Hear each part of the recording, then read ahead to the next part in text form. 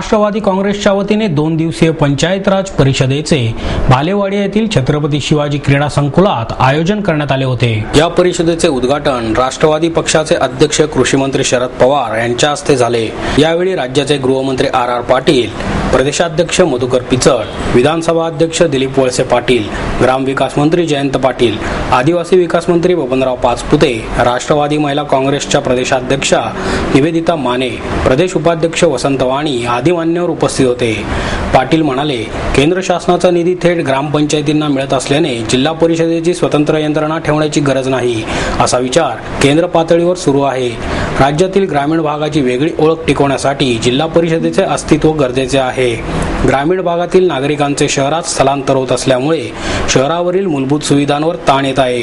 त्यामुळे ग्रामीण भागातील प्रश्न सोडवल्यास शहरांना सध्या भेडसावणाऱ्या समस्या कमी होतील। ग्रामीण भागातील समस्या स्थानिक पातळीवर सोडवण्यासाठी स्थानिक स्वराज्य संस्था निर्माण केल्या आहेत। राज्यातील जिल्हा परिषद, पंचायत समिती आणि ग्रामपंचायत या त्रिस्तरीय यंत्रणेचे अनुकरण करण्यासाठी केंद्राने 73 आणि 74वी घटना दुरुस्तीद्वारे देशभरामध्ये पंचायत राजची अंमलबजावणी केली। त्यामागे सत्तेचे विकेंद्रीकरण करण्याचे तत्व होते। मात्र या यंत्रणांमधील पदाधिकाऱ्यांना अधिकार मिळाले पण निधी मिळाला नाही। पंचायत राज व्यवस्था बळकट करण्यासाठी स्वतंत्र वित्त आयोग आणण्याची गरज आहे। राजकीय व्यवस्थेतील दोष दूर करण्यासाठी राजकारणी व्यक्तीविषयी जनमानसात नाराजी आहे। जात, धर्म, पैशावर आधारित निवडणुका चिंताजनक बाब आहे। निवडणुकीकडे गुंतवणूक म्हणून पाहिले जाते। त्यामुळे आपली प्रतिमा दुरुस्त करण्याची गरज आहे। राष्ट्रवादी काँग्रेसच्या कार्यकर्त्याने एक समाजसेवक म्हणून आपली कामातून प्रतिमा निर्माण केली पाहिजे, असेही ते म्हणाले। या परिषदेमध्ये दिवसभरात जीवनराव गोरे, जयंत गुरव, भारत पाटील, अरुण सोनार, सीमंतिनी खोत, वासुदेव, पाणीपुरवठा मंत्री लक्ष्मणराव ढोबळे, पोपटराव पवार यांनी मार्गदर्शन केले। या परिषदेला राष्ट्रवादीचे राज्यातील जिल्हा परिषद, पंचायत समिती आणि ग्रामपंचायत समिती सदस्य उपस्थित होते।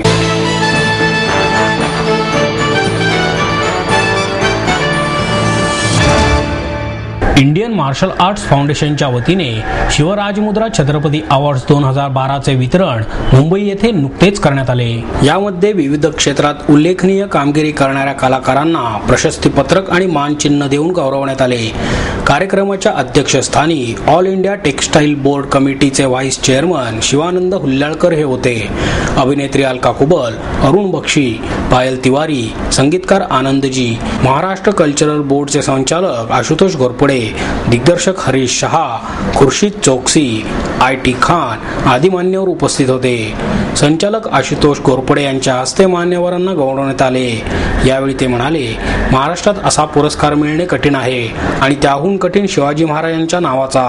मला याचा अभिमान वाटतो। यामध्ये माझ्याकडून जे काही प्रयत्न होतील ते मी करेन, असेही ते म्हणाले। बाल कलाकार सलोनी हिलाही यावेळी गौरवण्यात आले। यावेळी सलोनीने प्रेक्षागृहात बसलेल्या सर्व प्रेक्षकांना मनमुराद हसवले। तिने वेगवेगळे आवाज काढून प्रेक्षकांना मंत्रमुग्ध केले। तर मार्शल आर्ट कलाकारांनी विविध प्रात्यक्षिके करून दाखवली। यात 9 चाकू, ट्रिपल किक, किक शॉट दाखवण्यात आले। पुण्याच्या हसीम अली यांना शिक्षण क्षेत्रात उल्लेखनीय कामगिरी केल्यामुळे तर आम्रपाली पाटील यांना सामाजिक क्षेत्रातील पुरस्कार प्रदान करण्यात आला। अल्ताफ राजा यांनी विविध गीते सादर करून प्रेक्षकांची मने जिंकली। यावेळी ते म्हणाले, प्रत्येक शाळेमध्ये असे उपक्रम राबवण्यात आले पाहिजेत, त्यामुळे सक्षम भारत होण्यात मदत होईल, असेही त्यांनी नमूद केले।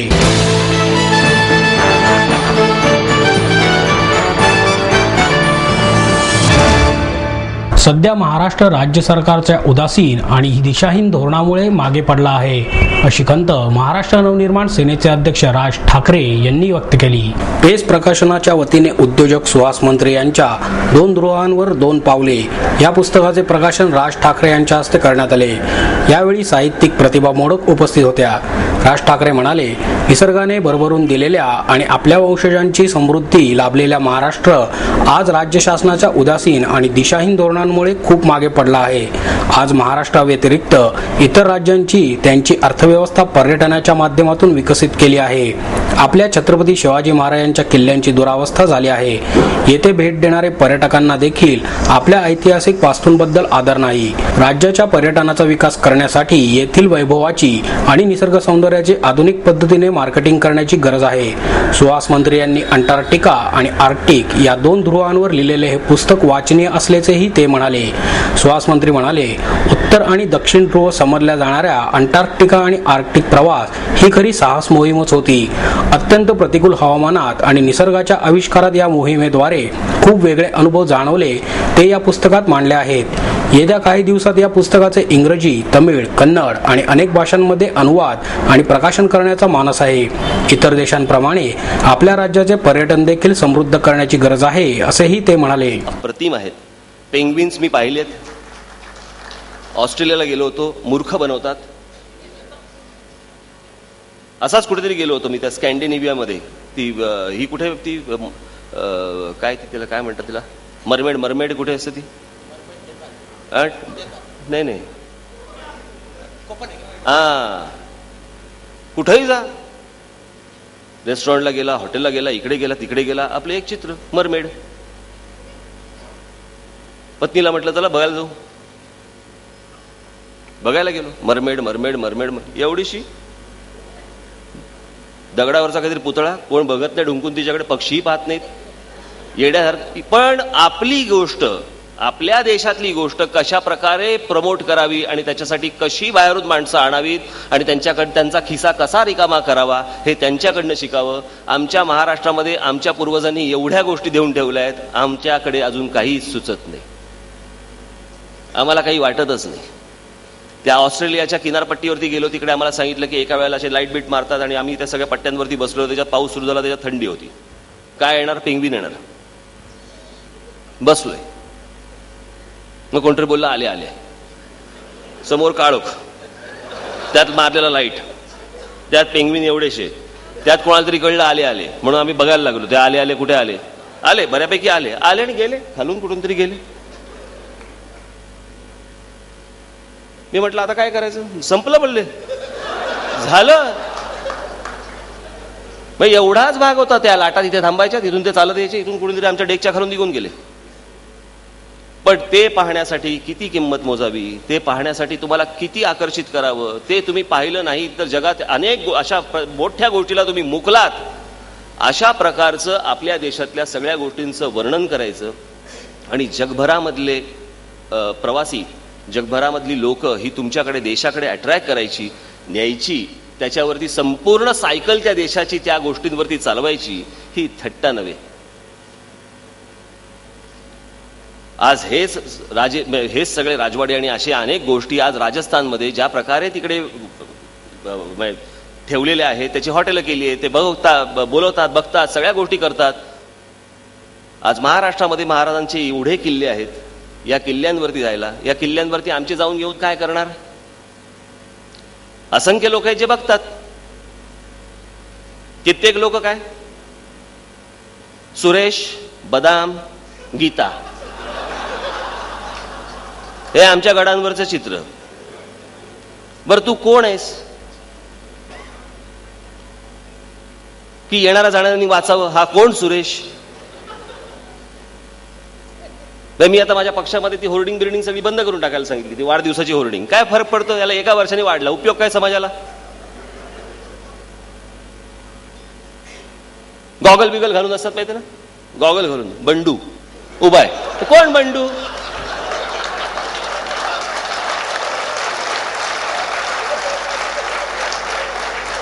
चला लायकी काय काय करतोस तू आयुष्यामध्ये? विनाकारण ह्या सगळ्या गोष्टी करायच्या. काहीही कर्तृत्व नसताना हे स्वतःच्या होर्डिंगबाज्या करायच्या आणि इतकं कर्तृत्व अजून जगभर भ्रमण करून ते जगाला परत द्यायचं किंवा आपल्या लोकांना ते सांगावं असं वाटणं. मला असं वाटतं सुहास मंत्री, मी तुमचे आभार मानले पाहिजेत, महाराष्ट्राने तुमचे आभार मानले पाहिजेत की एका वेगळ्याच ध्रुवांवरती जाऊन तुम्ही या प्रकारचं प्रवास वर्णन तुम्ही मराठी जनतेसमोर आणलं. उद्या तुम्ही इंग्रजीमध्येही याची शब्दरचना करून तुम्ही ते इंग्रजीमध्ये आणतात. परंतु खूप मोठ्या प्रमाणात माझ्या सासूबाई यांना फिरायची खूप आवड. त्या जगभर बऱ्याच ठिकाणी फिरत असतात त्यामुळे मी काय फारसा फिरत नाही. आमचं फिरणं फार तर महाराष्ट्रात, तेही जास्तीत जास्त केसेस लागले की. बाकी निवडणुकीच्या वेळेला वेगळं होतं, पण हा छंद सुहास मंत्री यांनी जोपासलेला आहे. एकाच फक्त या ध्रुवांवरती मला असं वाटतं आपल्यापैकी बंग कोण आहेत ज्यांनी फोटो काढले? आपण आहात, बरं. आपलंही अभिनंदन, फार सुंदर फोटो काढलेत आपण. आणि तुम्हाला पुस्तक वाचताना तुम्हाला त्याचा अंदाज येईल. आत्ता सुहास मंत्री यांनी अनेक फोटो तुम्हाला दाखवले आणि त्याच्याबद्दल तुम्हाला सांगितलं, परंतु पुस्तक वाचताना खरं बघायला गेलं तर हे ऑडिओ व्हिज्युअल लेवलला पुस्तक झालंय असं माझं मत आहे, की जेणेकरून तुम्ही ज्यावेळेला वाचत असता त्याबरोबर जेव्हा तुम्ही ते फोटो बघता त्यावेळेला व्हिज्युअली तुम्ही त्यावेळेला त्या प्रदेशामध्ये जात असता, असं त्या संपूर्ण पुस्तकाचं मी नक्की त्या पुस्तकाची महती म्हणेन.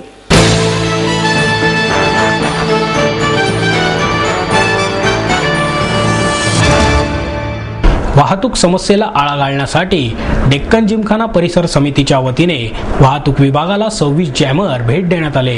शहरातील वाहनांची संख्या वाढत असून पार्किंग मात्र उपलब्ध होत नाही. वाहनधारक कुठेही आपली वाहने पार्क करतात. वाहतुकीस त्यामुळे अडथळा निर्माण होतो.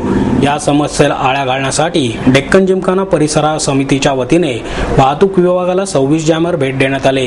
कर्मचारी अपुरे, कारवाईसाठीचे टेम्पो कमी असल्याने सर्वत्र आम्हाला लक्ष देता येत नाही, अशी कबुली देऊन वाहतूक विभागाचे उपायुक्त विश्वास पांढरे यांनी भेट मिळालेल्या जॅमरमुळे मदत होईल असे सांगितले. डेक्कन जिमखाना परिसर समितीच्या प्रभाग क्रमांक 36च्या वतीने वाहतूक विभागाला हे जॅमर भेट देण्यात आले आहेत. वाहतूक उपायुक्त पांढरे आणि डेक्कन विभागाच्या निरीक्षक नीलम जाधव यांना हे जॅमर सुपूर्द करण्यात आले. यावेळी जिमखाना समितीचे अनिल केळकर, मुकुंद लेले, अभिजित आठवले आदी उपस्थित होते.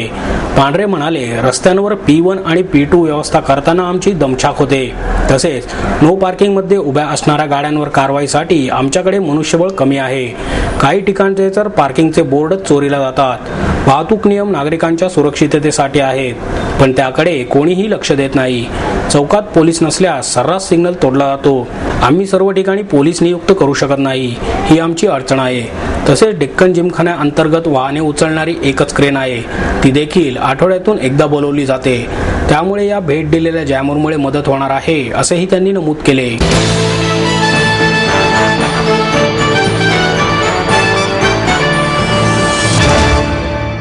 छोटा राजनच्या नावाने बांधकाम व्यावसायिकाला 30 लाख रुपयांची खंडणी मागणाऱ्या सराईत गुन्हेगारांना खंडणी विरोधी पथकाने जेरबंद केले. कुख्यात छोटा राजन याच्या नावाने सांगवी परिसरातील एका बांधकाम व्यावसायिकाला ठार मारण्याची धमकी देऊन त्याच्याकडून 30 लाख रुपयांची खंडणी मागणाऱ्या सराईत गुन्हेगार आणि त्याच्या साथीदारांना खंडणी विरोधी पथकाने जेरबंद केले. या बांधकाम व्यावसायिकाकडे ड्रायव्हर म्हणून काम करणाऱ्या एकाने सराईत गुन्हेगारांना हाताशी धरून खंडणी उकळण्याचा प्लॅन रचल्याचे निष्पन्न झाले आहे.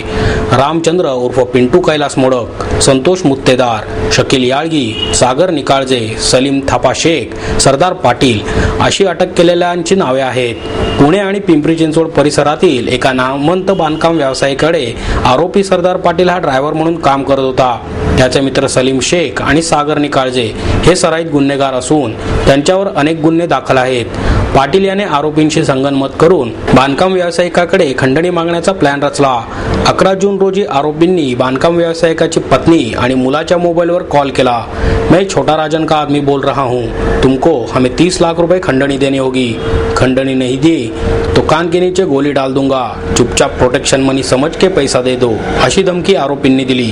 त्यानंतर घाबरलेल्या बांधकाम व्यावसायिकाने खंडणी विरोधी पथकाकडे तक्रार केली. त्यानुसार पोलिसांनी परिसरात सापळा रचून आरोपींना जेरबंद केले. त्यांच्याकडून कोयता, तलवार, मोबाईल, दुचाकी असा माल जप्त करण्यात आला. अतिरिक्त पोलीस आयुक्त अनंत शिंदे, उपायुक्त राजेश बनसोडे, सहाय्यक आयुक्त विनोद सातव, पोलीस निरीक्षक सचिन सावंत, संतोष दळवी, चंद्रकांत इंगळे, चंद्रकांत सावंत आदींच्या पथकाने ही कारवाई केली. या टोळीने सांगवी परिसरातील बिल्डरला मारहाण केल्याचेही तपासात निष्पन्न झाले आहे.